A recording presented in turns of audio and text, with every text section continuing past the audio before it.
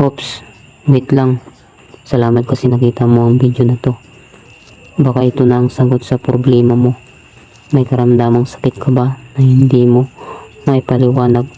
Baka si Vita Plus na sasagot sa problema mo. Si Vita Plus, merong siyang kakayahang iba't ibang sakit ang kaya niyang gamutin, tulad ng kabag, masakit ang tiyan, high blood pressure, acidic, laging busog ang pakiramdam, hindi makautot, at iba pa. At isa pa, perfect din to sa mga nagda-diet.